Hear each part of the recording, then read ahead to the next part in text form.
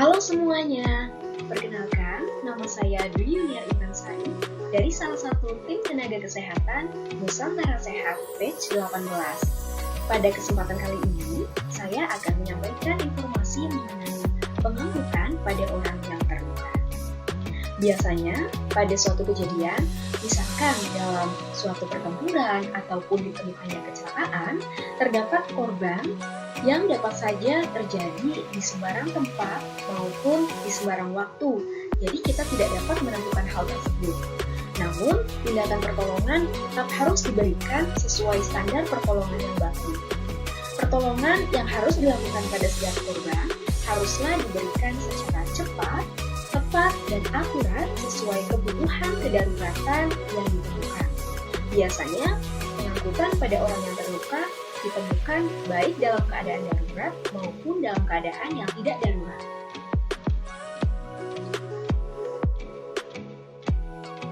Kemudian, terdapat pengangkutan orang luka dengan berbagai jenis cara pengangkutannya. Terdapat pengangkutan orang luka tanpa tandu, kemudian menggunakan tandu, kemudian ada dengan menggunakan kendaraan seperti kereta api, kapal terbang, kapal ataupun perahu, dan helikopter. Ada pula pengangkutan orang luka yang melalui air seperti melalui sungai, danau, ataupun laut. Nah, untuk pengangkutan orang luka tanpa tandu, apa saja jenisnya? Yaitu terdapat pengangkutan orang luka oleh 1 orang, 2 orang, 3 orang, dan 4 orang. Di sini, saya akan menyampaikan informasi mengenai pengangkutan orang luka dengan menggunakan 1 orang pengangkut.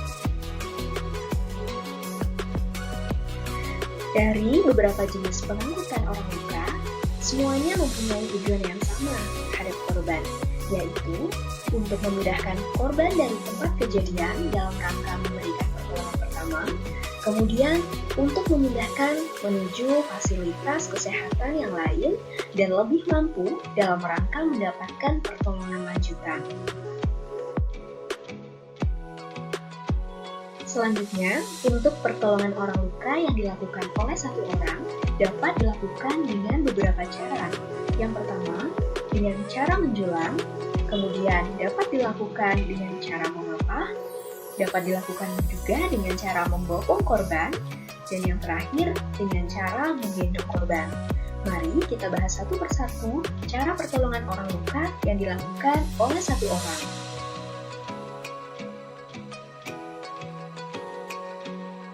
Cara yang pertama dapat dilakukan dengan cara menjulang. Pengangkut jongkok menyisipkan tangannya di bawah ketiak penderita yang tidur terlentang. Pengangkut mengangkat penderita lalu didudukkan di atas pahanya. Sisipkan tangan kanan pengangkut di bawah antara kedua kaki penderita, kemudian tangan kiri menahan tangan penderita dan tangan pengangkut memegang tangan penderita. Tangan kiri pengangkut bertumpu ke tanah dan mulai berdiri. Kemudian betulkan letak penderita dan usahakan tulang kemaluan penderita terletak di pundak penolong. Dari situlah kemudian penolong akan memulai berjalan.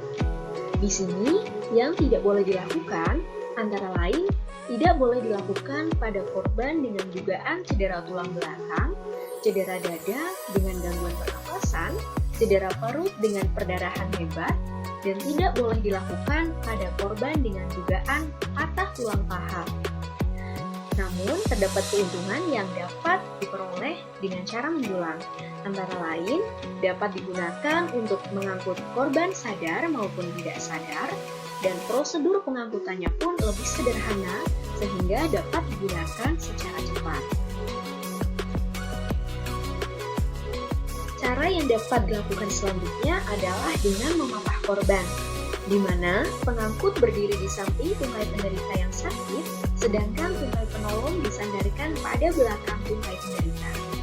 1 tangan penolong memegang pergelangan tangan penderita, kemudian dirangkulkan melalui tengkuk dan dipegang. Tangan pengangkut yang lain merangkul pinggang penderita dari belakang, dan kemudian penderita disuruh untuk berjalan. Penolong mengikuti dan tidak boleh mendahului. Di sini terdapat larangan yang tidak boleh dilakukan, seperti tidak boleh dilakukan pada korban dengan dugaan cedera tulang belakang, kemudian tidak boleh dilakukan pada korban dengan dugaan patah tulang paha. Untuk cara memapah, terdapat keuntungan yang dapat diperoleh, seperti prosedur pengangkutan yang lebih sederhana sehingga dapat dilakukan secara cepat, dan jarak tempuh yang relatif jauh sesuai dengan kemampuan korban.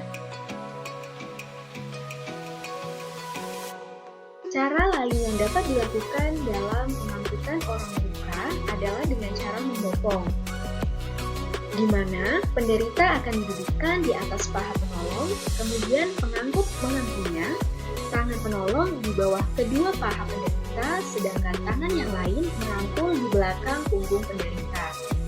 Penderita merangkul penolong, kemudian penolong berdiri perlahan-lahan. Di sini, tidak boleh dilakukan pada korban dengan dugaan cedera tulang belakang. Namun demikian, keuntungan yang dapat diperoleh adalah dapat digunakan untuk mengangkut korban baik sadar maupun tidak sadar, dan dapat dilakukan dengan cara sederhana sehingga dapat digunakan secara cepat. Yang terakhir, pengangkutan orang luka dapat dilakukan dengan menggendong korban. Dapat dilakukan dengan menggendong dengan cara biasa, dilakukan terhadap penderita yang sadar dan kuat untuk memegang pengangkut, dan tidak ada luka di bagian dengan tidak ada patah tulang. Kemudian ada juga dengan cara menggendong seperti cara menggendong ransel. Yang tidak boleh dilakukan dengan cara ini adalah tidak boleh dilakukan pada korban dengan dugaan cedera tulang belakang, cedera dada dengan gangguan pernafasan, cedera perut dengan perdarahan yang hebat, dan tidak boleh dilakukan pada korban dengan dugaan patah tulang paha. Keuntungan yang dapat diperoleh dengan cara menggendong, yaitu dapat digunakan untuk mengangkut korban sadar maupun tidak sadar, dan jarak tempuh pun relatif jauh sampai dengan 3.000 meter dengan cara ini. Dari berbagai cara pengangkutan orang luka yang dilakukan oleh satu orang, seperti yang tadi sudah diketahui, dapat dilakukan dengan menjulang, memapah, membopong, dan menggendong. Semuanya dilakukan disesuaikan dengan kondisi korban ya teman-teman. Nah, kemudian sekiranya cukup sekian informasi yang dapat saya sampaikan mengenai pengangkutan pada orang luka yang dilakukan oleh satu orang. Semoga bermanfaat, dan terima kasih ya teman-teman. Salam sehat!